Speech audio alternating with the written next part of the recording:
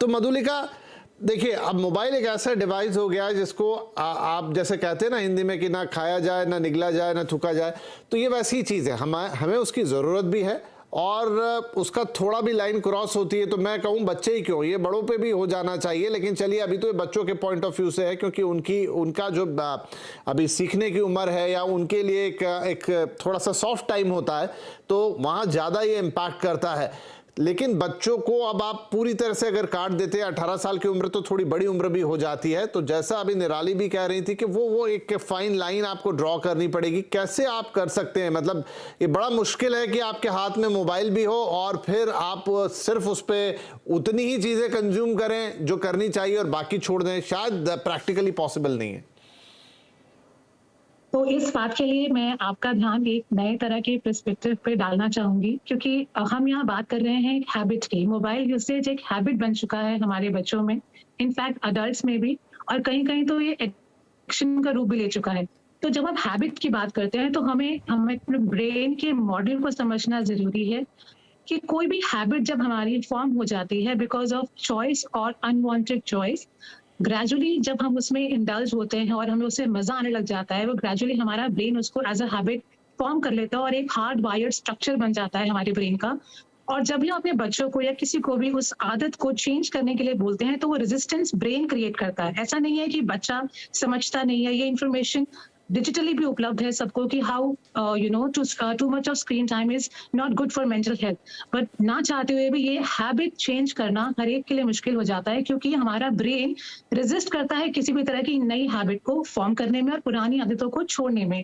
सो हमारे लिए ये जानना बहुत जरूरी है कि it's not our child who is not wanting to change, but it is the brain who is playing the role at the back, creating so much of resistance. So what we need to do is कि हमें सबसे पहले इस बात को बहुत ही kindly observe करना चाहिए कि ये हैबिट एक स्ट्रक्चर है ब्रेन का, और हमारे ब्रेन की आदत है पुराने स्ट्रक्चर को, पुरानी हैबिट को मेंटेन करने की।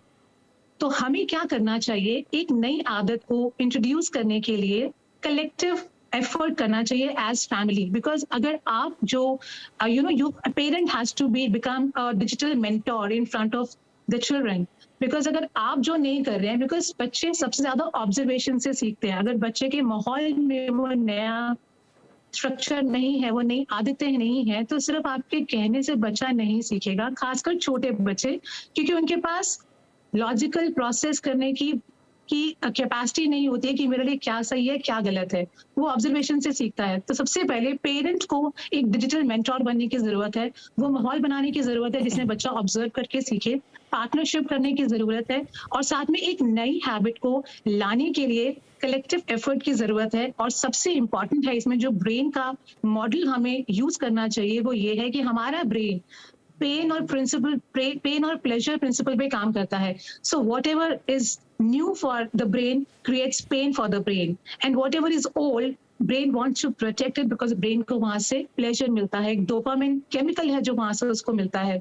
सो हमें एक नई हैबिट फॉर्म करने के लिए हर बार बच्चे को एक नया एक्सपीरियंस देना है जो कि उसको एक गुड मेमोरी देकर जाए। तो जब भी बच्चा मोबाइल डिटॉक्स हम उसको दे, एक सॉल्यूशन दें, उसको वॉक पर लेकर जाएं, हम फैमिली डिनर साथ में करें, हम ड्राइव पे लेकर जाएं, हम टेक फ्री टाइम डिसाइड करें घर में, और उस टाइम में हम एक नई मेमोरी क्रिएट करें बच्चे में जिसका एक अच्छा एक्सपीरियंस ब्रेन पर रहे। सो जब भी ब्रेन को एक नया एक्सपीरियंस मिलता है जो कि उसके लिए प्लेजर होता है, ब्रेन ऑटोमेटिकली उस एक्सपीरियंस को दोबारा एक्सपीरियंस सही है। लेकिन मैं निराली के पास लेके जा रहा हूं क्योंकि ये बातें हम रिपीटेटिवली कई बार करते हैं, बट शायद पता नहीं इतना पॉसिबल है क्या ये टाइम निकाल पाना, वो सब करना मुझे दिखता नहीं है अपने आसपास कहीं पे भी। And to be very honest, शायद मैं भी एक पेरेंट हूं, तो वहां पर चीजें करने की आप कोशिश करते हैं, लेकिन उस आइडियल तरीके से आई एम सॉरी शायद नहीं हो पाता है। निराली? ऑफ कोर्स, देखिए पेरेंट तो हम सारे ही हैं, एंड हमारे खुद के रूटीन्स वगैरह भी हैं, बट अंडरस्टैंडिंग द फैक्ट कि बच्चों के लिए क्या सही है या क्या गलत है। सो एक सिंपल एग्जांपल है, जैसे गाड़ी चलाने की एक उम्र है, आप बच्चों को अंडर 18 बच्चों को आप गाड़ी चलाने नहीं देते हो एज अ पेरेंट।